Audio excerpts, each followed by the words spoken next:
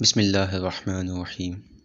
نام کتاب یاد رکھنا، شہید حمید سیاہ کلی مرادی کی داستان زندگی، آپ کی ہمسر کی زبانی۔ میرے جواب کو سننے پر آغا حمید نے عجیب نگاہوں سے مجھے دیکھا اور بولے، یعنی ایسا ہو سکتا ہے؟ میری تو خواہش ہے کہ شہید ہو جاؤں، لیکن میں کہاں اور شہادت کہاں؟ اس دن کافی فاصلہ ساتھ پیدل چل کر آئے اور آپس میں گفتگو کی۔ یہ پہلی بار تھا کہ ہمارے درمیان اتنی باتیں ہوئیں۔ پانی کے کنال تک پہنچے تو میں واقعاً تھک چکی تھی۔ آغا حمید نے میری تھکاوٹ دیکھی تو مشورہ دیا کہ ٹیکسی میں بیٹھ جاتے ہیں۔ ٹیکسی میں سوار ہوئے تو بولے، اے خدا، مٹھائی تو بھول گئے، ہمیں مٹھائی لینی چاہیے تھی۔ ابھی تو کچھ زیادہ فاصلہ طے نہیں ہوا تھا کہ ہم پھر اتر آئے۔ بازار کابل البرز کی طرف گئے۔ آغا حمید نے مٹھائی کے 2 ڈبے خریدے، ایک ڈبہ اپنے لیے اور ایک ڈبہ ہمارے گھر کے لیے۔ 1 کلو مٹھائی علیحدہ سے میرے لیے خریدی۔ بولے، یہ گل محمدی مٹھائی آپ کے لیے، صبح یونیورسٹی جاتے وقت کھائیے گا۔ میں آغا حمید کی تاریخ پیدائش جاننا چاہتی تھی، بلا واسطہ سوال نہ کرنے کے لیے۔ جب تک ہماری سفارش شدہ مٹھائیاں تیار ہوتی، میں سالگرہ کے لیے تیار شدہ مختلف کیکوں کی طرف آ گئی۔ ایک نظر دیکھ کر میں نے پوچھا، ان کیکس کو دیکھ رہے ہیں، کس قدر سجے ہوئے اور پیارے ہیں۔ میری سالگرہ تو اس بار گزر گئی، لیکن آئندہ سال اسی طرح کا کیک 2 تیر ایرانی کیلنڈر میں 1 مہینے کا نام کو منگوائیں گے۔ ویسے آغا حمید، آپ کس مہینے میں پیدا ہوئے ہیں؟ انہوں نے جواب دیا، میری سالگرہ آنے میں ابھی کافی وقت ہے۔ میری سالگرہ 4 اردیبہشت کو ہوتی ہے۔ آغا حمید کا اپنی تاریخ پیدائش بتانا تھا کہ میں اپنے ذہن میں دونوں کی سالگرہ کا حساب کتاب کرنے میں مصروف ہو گئی۔ بہت جلد ہی میں نے ایک خوبصورت مماثلت تلاش کر لی اور بہت خوشحال ہو گئی، کیونکہ ہم دونوں کی تاریخ پیدائش ایک جیسی تھی۔ میں سال کے چوتھے مہینے کے دوسرے دن پیدا ہوئی تھی اور آغا حمید دوسرے مہینے کے چوتھے دن۔ مٹھائی کی دکان سے کوثر کے دوسرے فوارے تک پیدل جانا تھا۔ آغا حمید ورزش کرنے والے انسان تھے اور بچپن سے جم جایا کرتے تھے۔ یہ سب پیدل چلنا ان کے لیے معمول تھا، لیکن مجھ میں اس قدر پیدل چلنے کی ہمت نہ تھی۔ سڑک پر چند مرتبہ بیٹھ گئی اور کہا، میں مزید اور نہیں چل سکتی، تھک گئی ہوں۔ آغا حمید ہاتھ میں مٹھائی پکڑے ہوئے بولے، ہم محرم بھی نہیں ہے کہ آپ کا ہاتھ پکڑ لوں، یہاں پر گاڑیاں بھی نہیں، ہم مجبور ہیں کہ سڑک کے آخری کونے تک پیدل جائیں تاکہ ٹیکسی لے سکیں۔ ہمارے راستہ چلنے کا طریقہ اور رفتار نئے منگنی کے جوڑے کے جیسے تھے۔ قزوین جیسے شہر میں مشکل تھا کہ آپ سڑک پر چلیں اور کم سے کم بھی چند جان پہچان والے لوگ یا رشتہ دار نہ مل جائیں، خاص طور پر جب کہ آغا حمید کو بہت سے لوگ پہچانتے تھے۔ میں بیٹھی ہوئی تھی کہ آغا حمید کی ہونے والے جم میں کراٹے کلاس کے شاگردوں نے ہمیں دیکھ لیا، دور سے اشارہ کر رہے تھے اور کچھ چہمک گوئیاں کر رہے تھے۔ ان میں سے ایک نے بلند آواز میں کہا، استاد آپ کی خانم ہیں، مبارک ہو۔ آغا حمید کو آنکھوں کے نیچے سے دیکھا، شرمندگی سے پسینے کی بوندیں ان کی پیشانی پر بیٹھ گئی تھی۔ ایسا معلوم ہوتا تھا کہ انہیں اندر سے توڑ رہی ہیں۔ ان کی جانب ہاتھ ہلایا اور بعد میں بولے، یہ بچے انسان کی عزت نہیں رہنے دیتے، کل پورے قزوین میں خبر پھیل جائے گی۔ رات کو 9 بجے گھر پہنچے۔ امی ہمارے استقبال کے لیے آئیں۔ انگوٹھی کی چند بار امی اور فاطمہ کے ہاتھوں میں ادلا بدلی ہوئی۔ آغا حمید نے مٹھائی کا ڈبہ میری امی کو دیا اور ان کے اندر آنے کے اصرار پر کہنے لگے، ابھی دیر ہو گئی ہے، انشاءاللہ پھر کبھی آپ کو زحمت دوں گا، کئی موقع آئیں گے۔ خدا حافظی کے وقت وہ انگوٹھی میرے سپرد کرنا چاہتے تھے کہ میں نے کہا، انگوٹھی پھپھو کو دے دیں، نکاح کے وقت وہ اپنے ساتھ لے آئیں گی۔ انہوں نے کہا، کیونکہ ابھی انگوٹھی میرے پاس ہوگی، لہٰذا آپ کو ایک دوسرا تحفہ دیتا ہوں۔ اپنی جیب سے تحفے کا باکس نکال کر میری جانب بڑھایا۔ میں کچھ بوکھلا گئی تھی۔ یہ پہلا تحفہ تھا جو آغا حمید مجھے دے رہے تھے۔ میں نے احتیاط سے تحفے کے کاغذ کو کھولا تاکہ خراب نہ ہو جائے۔ پرفیوم تھا، بہت اچھی خوشبو والا۔ ہماری منگنی کا سارا عرصہ اسی خوشبو کے ساتھ گزرا تھا، کیونکہ آغا حمید ہمیشہ یہی پرفیوم لگاتے تھے۔ سال 1931 مہر ماہ مہینے کی 21 تاریخ بروز جمعہ میرا اور آغا حمید کا نکاح تھا، جو عین دہ العرس کے دن پڑا تھا۔ ہمارے اور آغا حمید کی طرف سے بہت زیادہ مہمان مدعو تھے۔ باہر صحن کو مردوں کے لیے آمادہ کر دیا تھا اور خواتین اوپر والے کمرے میں تھیں۔ عید کی چھٹیوں کے بعد سے میں نے بہت سارے رشتہ داروں اور جان پہچان والوں کو نہیں دیکھا تھا۔ آغا حمید کے والد صبح سویرے آغا حسن کے ساتھ پھل اور مٹھائیاں ہمارے گھر لائے تھے۔ ڈرائنگ روم میں بہت رش اور چہل پہل تھی۔ میں اپنے کچھ دوستوں اور قریبی رشتہ داروں کے ہمراہ ایک کمرے میں تھی۔ آغا حمید کے انتخاب پر اطمینان و سکون ہونے کے باوجود ایسا لگتا تھا کہ میرے دل میں تلاطم برپا ہے۔ میری تمام تر کوشش یہ تھی کہ کوئی میرے ظاہر سے میری اندرونی کیفیت کا اندازہ نہ کر لے۔ اپنی دوستوں کے ساتھ باتوں میں مشغول تھی کہ آغا حمید کی بہن مریم خانم کمرے میں آئی اور کہا، دلہن صاحبہ، بھائی کو آپ سے کام ہے۔ چاندی کے رنگ کی چادر اوڑھ کر میں داخلی دروازے تک آئی۔ آغا حمید خوبصورت پھولوں کی ایک ٹوکری لیے دروازے پر میرے منتظر تھے۔ سر نیچے جھکا تھا اور مجھے ابھی تک نہیں دیکھا تھا۔ انہوں نے کوٹ سوٹ نہیں پہنا تھا بلکہ ہمیشہ کی طرح کا لباس پہنے ہوئے تھے۔ سرمئی رنگ کی پینٹ اور عام سی شرٹ، وہ بھی سرمئی رنگ کی، جو پینٹ پر باہر نکلی ہوئی تھی۔ میں نے پھولوں کی ٹوکری آغا حمید سے لی، اسے سونگھا اور کہا، بہت شکریہ، آپ نے زحمت کی۔ وہ مسکرائے اور بولے، آپ کے لائق تو نہیں ہے جب آپ خود ایک پھول ہیں۔ اس کے بعد کہا، نکاح خواہ آ گئے ہیں، کچھ دیر بعد خطبہ عقد پڑھیں گے، آپ تیار رہیں۔ آنکھوں کے اشارے سے میں نے انہیں جواب دیا اور کمرے میں واپس آ گئی۔ حالانکہ مہر ماہ آدھا گزر چکا تھا، لیکن مہمانوں کے زیادہ ہونے کے سبب فضا میں حبس ہو گیا تھا۔ آدھا گھنٹہ گزر گیا لیکن کوئی خبر نہ تھی۔ مجھے معلوم نہیں تھا کہ نکاح جلدی کیوں نہیں پڑھا جا رہا تاکہ مہمانوں کو اذیت نہ ہو۔ امی جو کمرے میں داخل ہوئیں تو میں نے آہستہ سے پوچھا، آغا حمید نے کہا تھا کہ نکاح خواہ آ گئے ہیں، پھر اتنی دیر کس بات کی؟ میری امی نے کہا، شاید نکاح کے ضمن میں رکھی جانے والے شرائط لکھ رہے ہوں گے، اسی لیے دیر ہو گئی ہوگی۔ تمام مہمان آ چکے تھے لیکن آغا حمید غائب تھے۔ کچھ دیر بعد معلوم ہوا کہ وہ اپنا شناختی کارڈ بھول آئے ہیں۔ شناختی کارڈ لانے تک مزید 1 گھنٹہ گزر گیا۔ یہاں ماجرا ہر ایک کی زبان زد ہو گیا اور سب سمجھ گئے کہ داماد صاحب شناختی کارڈ بھول آئے ہیں۔ یوں باتوں اور ہنسی کی ایک لہر دوڑ گئی، لیکن اس بھول سے میرے دل کو تکلیف ہوئی۔ آغا حمید کے شناختی کارڈ لانے کے بعد خاندان کے بڑے طرفین کی شرائط لکھنے میں مصروف ہو گئے۔ طے ہوا کہ وسائل جہیز میں سے 4 اشیاء آغا حمید کے گھر والے آمادہ کریں گے۔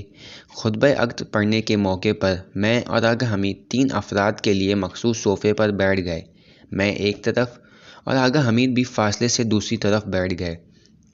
سفرہ عقد بہت سادہ تھا، لیکن اسی عالم میں محبت سے بھرپور 1 عدد نان برکت کے لیے، ایک تھال میں موجود سبزی، خشک پھول جنہیں پانی کے پیالے میں رکھا تھا تاکہ زندگی نورانی ہو جائے، ایک برتن میں شہد، انگوٹھی کا ڈبہ اور ایک آئینہ جو میرے اور آغا حمید کے روبرو تھا۔ کبھی کبھی سادہ ہونا بھی خوبصورت ہے۔ آغا حمید کے ہاتھ میں قرآن تھا۔ اس موقع پر مجھے قرآن کے 5 سپارے حفظ تھے۔ ہم دونوں ہی قرآن کی تلاوت میں مشغول تھے۔ جب نکاح خواہ کو پتہ چلا کہ میں قرآن کے 5 سپاروں کی حافظہ ہوں تو انہوں نے میری حوصلہ افزائی کی اور ایک تحفے کا وعدہ کیا۔ پھر ٹیسٹ کی رپورٹ طلب کی تاکہ خطبہ عقد کو جاری کریں۔ آغا حمید نے بلڈ ٹیسٹ کی رپورٹ نکاح خواہ کے ہاتھ میں دی۔ رپورٹ کا دیکھنا تھا کہ انہوں نے کہا، یہ رپورٹ تو آپ کے خاندان میں شادی کرنے کی وجہ سے ہے۔ میری مراد وہ رپورٹ ہے جو آپ کو شہید بلندیان کے مرکز صحت جا کر نکاح سے متعلق کلاس لے کر پانی تھی۔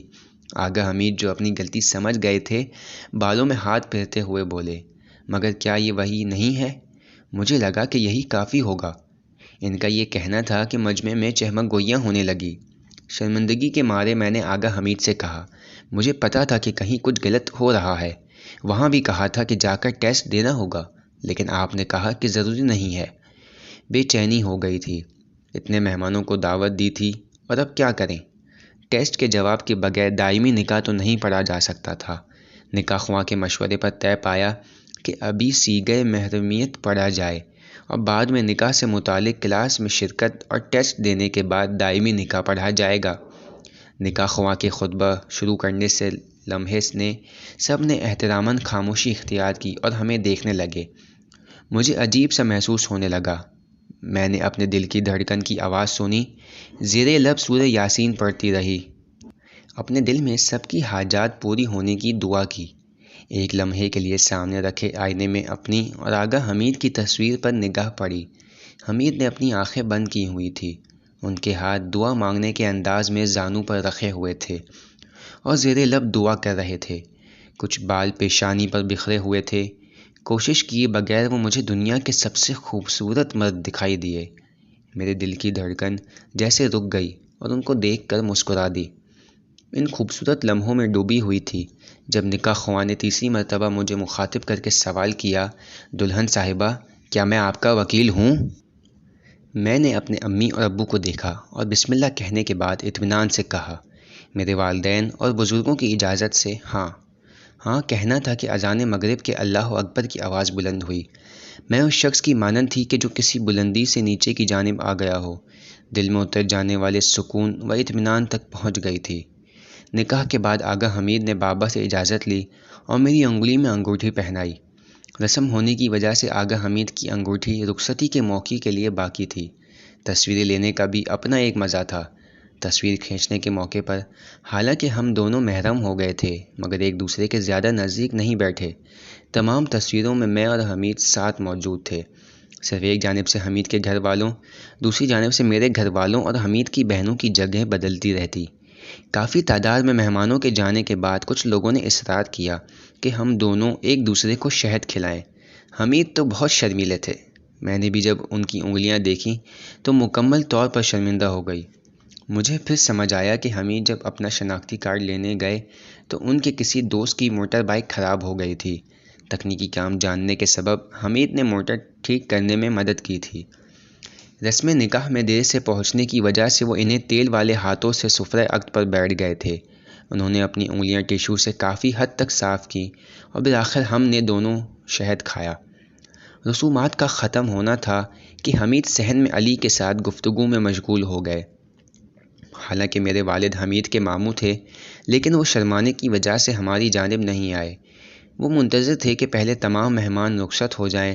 حمید کی بہن مریم خانم نے مجھ سے کہا، خدا کا شکر ہے کہ رسم خوشی اور خوبی کے ساتھ اختتام کو پہنچی۔ آج رات بھائی کے ساتھ جا کر ایک چکر لگا آئیں۔ ہم یہی ہیں، مامی کی مدد کریں گے اور کام ختم کر لیں گے۔ سفرہ عقد پر سے چیزیں میں نے کہا، لیکن بابا کی اجازت چاہیے ہوگی۔ مریم خانم نے کہا، آخر بھائی کل ایک مشن پر ہمدان جانے والے ہیں، پھر 3 مہینے یہاں نہیں ہوں گے۔ میں نے حیرت سے کہا، 3 مہینے؟ اتنا عرصہ؟ ایسا لگتا ہے کہ مجھے ابھی سے اپنے آپ کو ان کی غیر موجودگی کا عادی کرنا ہوگا۔ چیزیں سمیٹیں اور تمام مہمان رخصت ہوئے تو اپنے بابا سے اجازت لی اور حمید کے ساتھ گھر سے باہر آ گئی۔ گھر سے نکلنے تک مکمل رات ڈھل چکی تھی۔ آغا سعید کی گاڑی میں سوار ہوئے۔ دونوں بھائیوں نے گاڑی کو اس قدر چمکایا تھا کہ لگتا تھا ابھی ابھی فیکٹری سے آئی ہے۔ ہم امام زادہ اسماعیل کی طرف گئے۔ 9:30 بجے وہاں پہنچے۔ جب اندر داخل ہونا چاہتے تھے تو کچھ دیر کی ہچکچاہٹ کے بعد حمید بولے، زحمت نہ ہو تو اپنا موبائل نمبر دے دیں تاکہ نماز اور زیارت کے بعد فون کر لیں۔ اس وقت تک ہمارے پاس ایک دوسرے کا نمبر بھی نہیں تھا۔ موبائل نمبر لینے کے بعد مسکرائے اور بولے، آپ کا نمبر ایک خاص نام سے محفوظ کیا ہے لیکن بتاؤں گا نہیں۔ میں نے سوچا کہ یا تو میرے نام کے ساتھ محفوظ کیا ہے یا پھر خانم کے ساتھ۔ میں نے زیادہ غور نہیں کیا۔ زیارت کے لیے گئے اور ہم نے اپنی نماز ادا کی۔ 15 منٹ گزرنے کے بعد انہوں نے فون کیا۔ دونوں باہر آئے اور صحن امام زادہ کے آخر تک گئے۔ شہید امیر علی قیماسی کے مزار سے بھی گزرے۔ غور کرنے پر میں نے دیکھا کہ حمید امام زادہ سے ملحق قبرستان کی طرف جا رہے ہیں۔ میں بہت حیران ہوئی۔ ہماری محرمیت کا پہلا دن تھا اور رات کے اس پہر جنگل اور پہاڑ، ریسٹورنٹ اور کافی شاپ کی جگہ ہم یہاں آئے تھے۔ امام زادہ کا قبرستان پہاڑی علاقے پر محیط تھا۔ حمید مجھ سے آگے چل رہے تھے۔ قبریں اوپر نیچے تھیں۔ کچھ بار میں تقریباً گرنے والی تھی لیکن حمید سے یہ کہنے کی ہمت نہ تھی کہ وہ ہاتھ پکڑ لیں۔ ہر جگہ اندھیرا تھا لیکن مجھے بالکل ڈر نہیں لگ رہا تھا۔ ذرا آگے چلے تھے کہ حمید واپس پلٹے اور کہا، فرزانہ، ہم اپنی خوشی سے بھرپور زندگی کے پہلے دن یہاں آئے ہیں تاکہ ہمیں یاد رہے کہ قصے کا اختتام یہیں ہے، لیکن مجھے یقین ہے کہ میں یہاں نہیں آؤں گا۔ میں نے سوالیہ نظروں سے انہیں دیکھا۔ یعنی کیا؟ آسمان کو دیکھتے ہوئے بولے، مجھے یقین ہے کہ گلزار شہداء جاؤں گا۔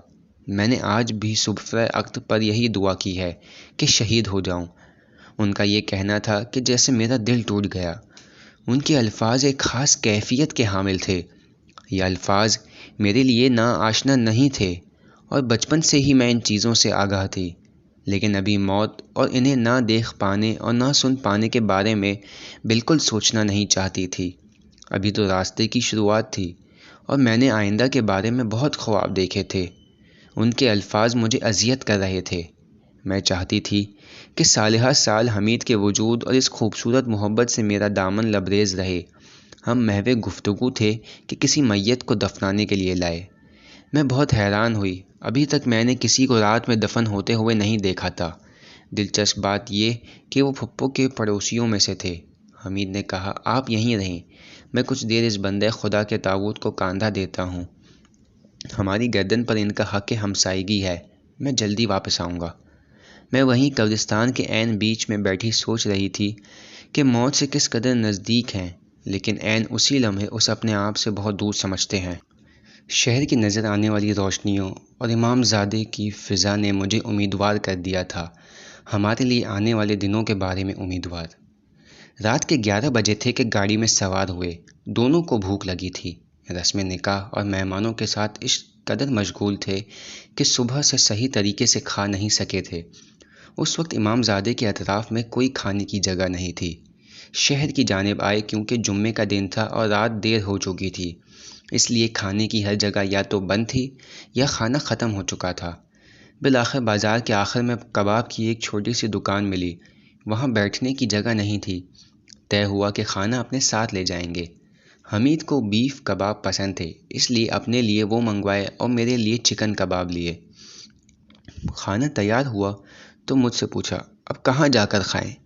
میں نے اپنے کندھے اچکائے۔ ایسا ہوا کہ پرانا قول و قرار ہمیں بارہ جین کی طرف لے گیا۔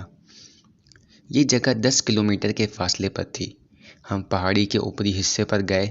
اس اونچائی سے شہر مکمل طور پر نظر آ رہا تھا۔ حمید نے ایک کپڑا زمین پر بچھایا اور بولے، یہاں بیٹھ جائیں تاکہ آپ کی چادر خراب نہ ہو۔ کھانا شروع کیا ہی تھا کہ بارش ہونے لگی۔ پہلے ہم نے سوچا کہ بارش کے نیچے ایک عاشقانہ فضا میں کھانا تناول کریں، لیکن کچھ دیر گزری تو دیکھا کہ بارش تو بہت تیز ہے۔ جلدی جلدی اپنی چیزیں جمع کیں اور گاڑی کی طرف بھاگے۔ میری توجہ ہٹانے کے لیے حمید پیاز کو بالکل ایک سیب کی طرح کھا رہے تھے۔ حالانکہ خود کو پریشانی ہو رہی تھی لیکن ہنس بھی رہے تھے۔ ان کی آنکھیں بند تھیں اور منہ کھانے کے لیے کھول رہے تھے۔ ہنسنے کی وجہ سے مجھے پتہ ہی نہیں چلا کہ میں نے کھانا کس طرح کھایا، یہاں تک کہ واپسی پر بھی ہماری گاڑی ٹکرانے والی تھی۔ ہم ایک نئی دنیا کا تجربہ کر رہے تھے۔ وہ دنیا کہ طے تھا جسے میں حمید کے لیے اور حمید میرے لیے بنائیں گے۔ بولنے کے لیے ہمارے پاس الفاظ نہیں تھے۔ یہ احساس میرے لیے ناآشنا اور گنگ کر دینے والا ہونے کے ساتھ لذت بخش بھی تھا۔ ہمارے درمیان زیادہ تر خاموشی حاکم تھی۔ حمید بار بار کہتے، خانم کچھ بات کریں، کیوں اس قدر خاموش ہیں؟ لیکن مجھے واقعاً معلوم نہیں تھا کہ کس چیز کے بارے میں بات کرنی چاہیے۔ میں نے خود بھی محسوس کیا کہ کچھ زیادہ ہی چپ ہوں، لیکن میرے بس میں نہیں تھا۔ حمید ہر طرح سے کوشش کر رہے تھے کہ مجھے باتیں کرنے کی طرف آمادہ کریں۔ میں نے اپنی یونیورسٹی کے بارے میں بتایا، حمید نے بھی اپنی جاب کے بارے میں گفتگو کی، لیکن پھر بھی وقت بہت تھا۔ کچھ لمحوں کے لیے میں چپ ہوئی تو حمید نے دوبارہ پوچھا، آپ کچھ بولتی کیوں نہیں؟ ان کا یہ کہنا تھا کہ میں ہنس پڑی اور کہا، وہی تیل والی انگلیاں دیں گے کیا؟ رات کا 1 بجا تھا کہ گھر پہنچے۔ میری امی نے ایک کپڑے میں انگور ڈال رکھے تھے کہ حمید پھپھو کے لیے لے جائیں۔ انہوں نے انگور لیے اور چلے گئے۔ طے تھا کہ اگلی صبح مشن پر چلے جائیں گے، وہ بھی 1 یا 2 دن کے لیے نہیں بلکہ 3 مہینوں کے لیے۔ ابھی وہ گئے نہیں تھے کہ مجھے ان کی یاد آ رہی تھی۔ ہماری محرمیت کا پہلا دن اسی سادگی سے گزر گیا، سادہ، خوبصورت اور یاد رہنے